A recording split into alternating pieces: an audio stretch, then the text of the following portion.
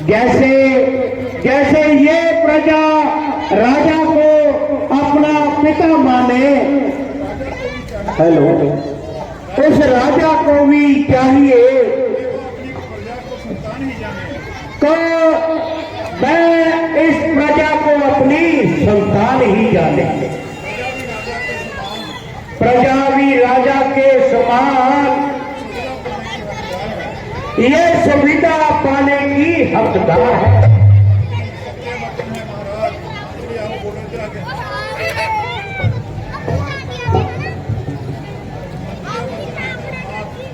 सत्य वचन है महाराज, न्यायकारी मध्य में जनता बहुत खुशहाल है। ईश्वर कृपा से रघुकुल का बेअंत इकबाल है। सदा साया योध्या श्री सम्राट पर शेर बकरी पी रहे हैं, पानी एक भी घाट पर। महाराज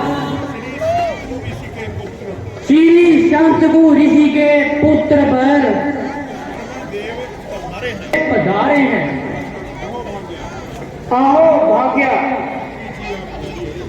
मंत्री जी, आप जाइए और ऋषि कुमार को सम्मान पूर्वक यहाँ लेके आए। जो आज्ञा महाराज। आओ भाग्या, आज तुमने इस राजसभा में पधार कर इसको पवित्र कर दिया और ये समस्त राजदरबार पितर भगत सरवर के दर्शन पाकर धन्य हो गया। पिता माता के चरणों में लगाए ध्यान रहता हूँ। मैं समझू माँ को लक्ष्मी, पिता को भगवान कहता हूँ। पिता को और माता को प्रथम प्रणाम करता हूँ और निज जन्मभूमि को सुबह और शाम करता हूँ।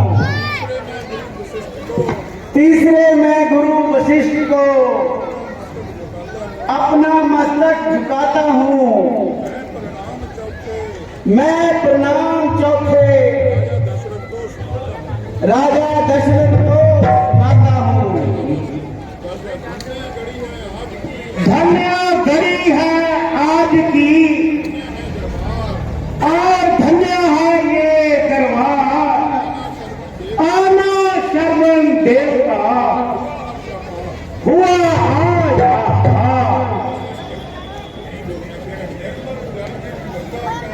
निर्मल जल जो गंगा का और गगन में बाण, वैसे शर्मन देव है पुत्र रतन गुण।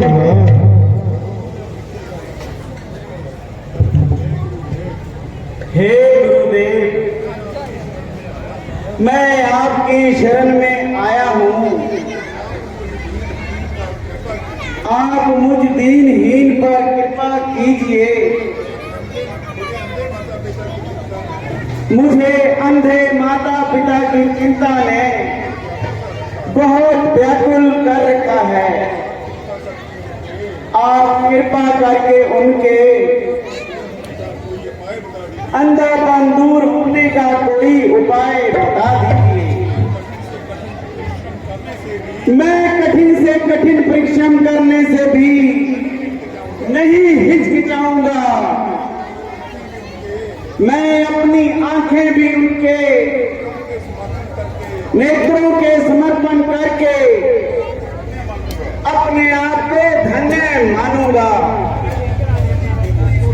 मेरे नेत्रों की ज्योति से जो उनके नैन खुल जाएं, तो मैं ये नेत्र भी दे दूंगा, मेरे पाप धुल जाएं। तुम धन्य हो, परंतु उनके अंधा होने का कारण केवल तुम ही हो। है ये क्या कहा? अपने माता पिता के अंधे होने का कारण मैं हूं। हाँ पुत्र, हाँ।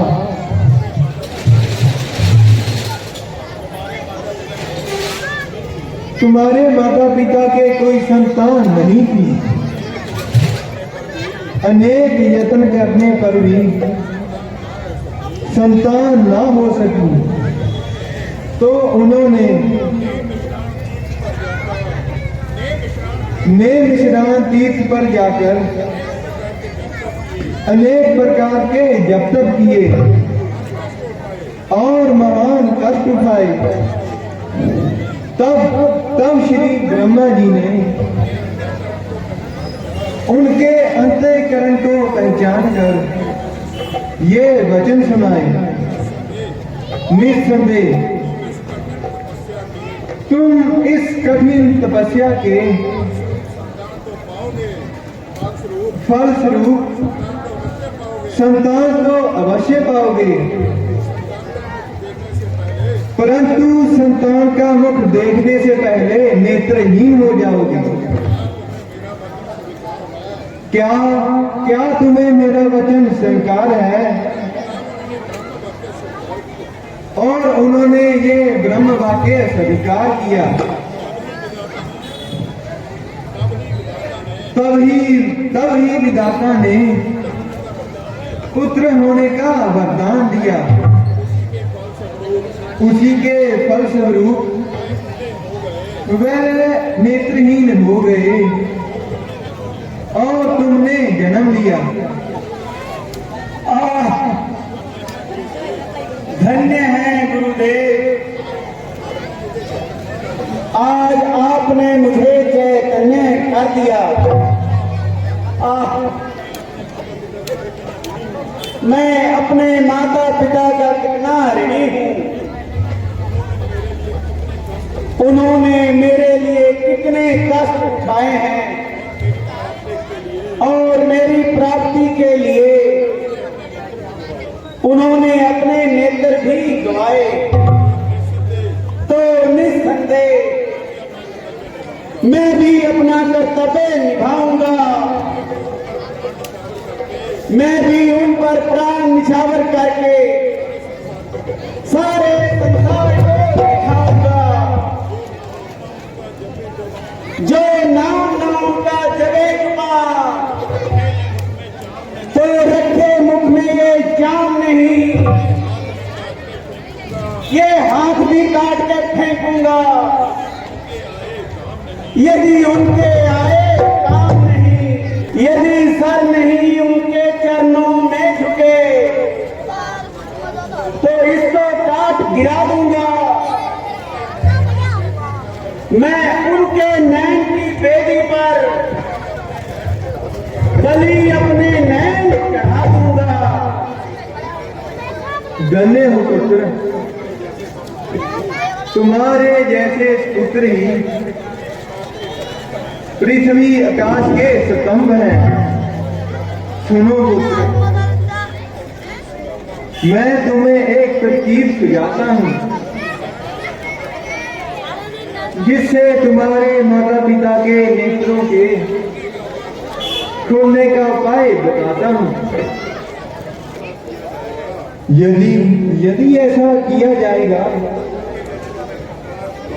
तो उनके नेत्रों में प्रकाश लौट आएगा। तंबू भी गिर पर चढ़े, गूंगे गाएगा, वो ही देंगे नैन भी दीन बंधु भगवान।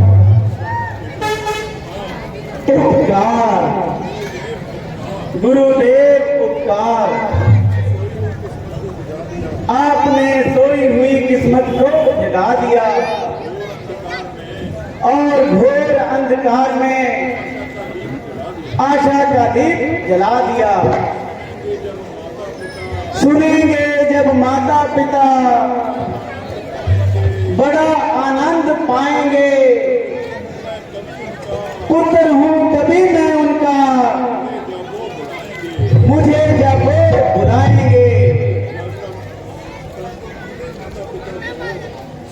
परंतु तुम अंधे माता पिता को 68 तीर्थों की यात्रा कैसे कराओगे?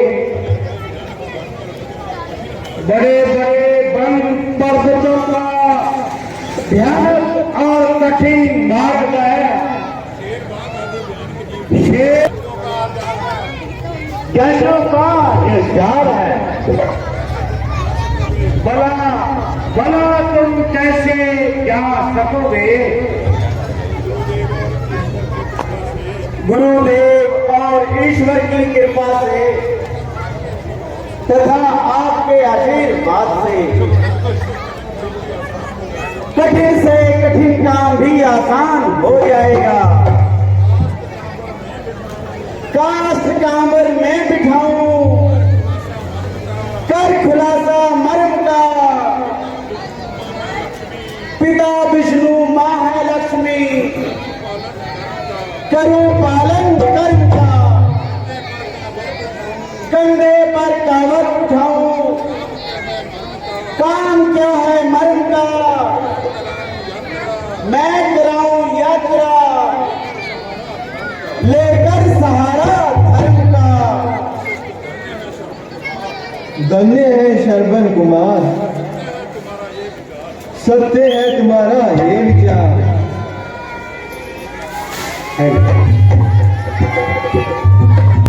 50 रुपए खुशबू फुटला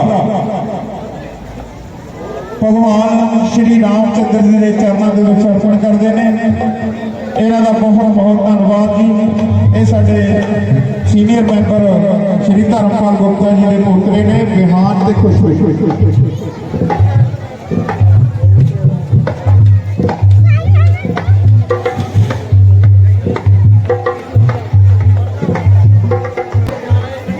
बेनती करते हैं जी कि जी स्पेसिफिकार है, असं पहला भी बेनती की थी जो भी वह मालक है कि वो उसको एक पासे कर दें, पर असी हम बेनती जी पुलिस प्रशासन को करते हैं कि कृपा करके ये जी गड्डियां पंडाल के विच जी खड़ी है बचाले इनू एक पासे कराया जाए जी। बहुत बहुत धन्यवाद।